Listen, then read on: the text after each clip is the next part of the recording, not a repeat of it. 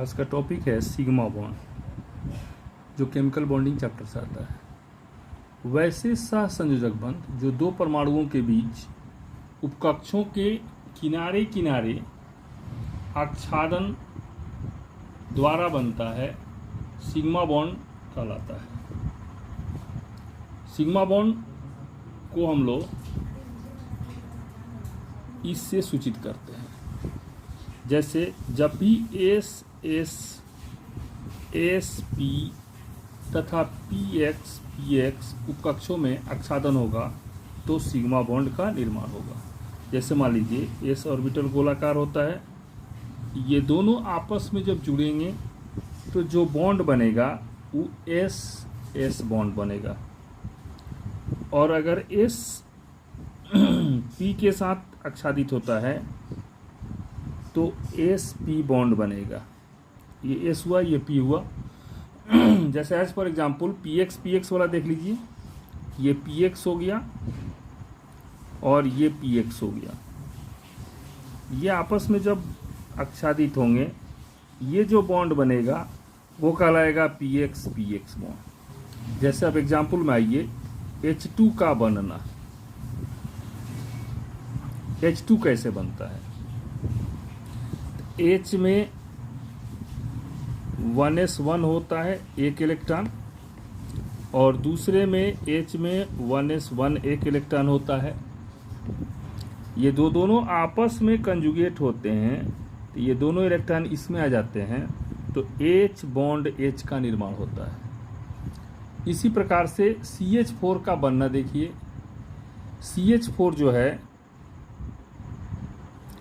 C के पास 4 electron होते हैं,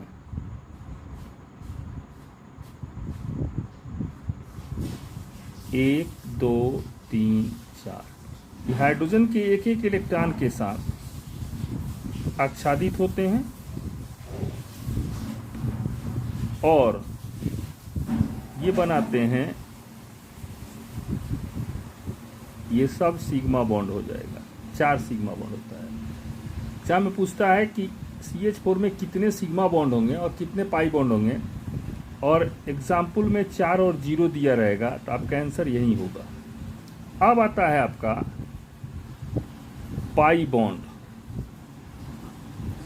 पाई बॉन्ड कहता है कि वैसे सहसंयोजक बंध जो दो परमाणुओं के बीच उपकक्षों के साइड वाइज आच्छादन द्वारा बनता है, पाई बंध कहलाता है। जैसे मान लीजिए एज फॉर एग्जाम्पल, ये PY में होता है,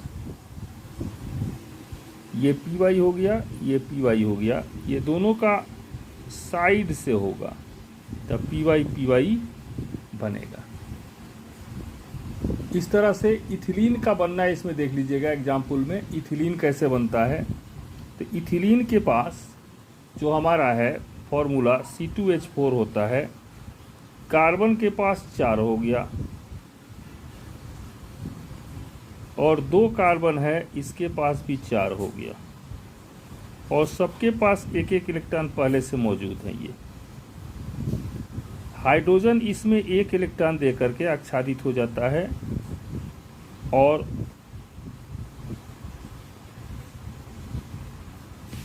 यहाँ नहीं होगा, यहाँ केवल एक ही इलेक्ट्रॉन होगा, और यहाँ पे होगा चूंकि हाइड्रोजन 4 है। ये आपस में ये ऐसे आते हैं और ये ऐसे आएंगे, और दोनों इलेक्ट्रॉन यहाँ आ जाएगा तो जो बॉन्ड का निर्माण होगा वो होगा नीचे H, यहाँ H, ये जो बना सो आपका पाई बॉन्ड हुआ, ये सिग्मा बॉन्ड हुआ, ये सिग्मा बॉन्ड हुआ, ये सिग्मा बॉन्ड हुआ, ये भी सिग्मा बॉन्ड हुआ, ये भी सिग्मा बॉन्ड हुआ।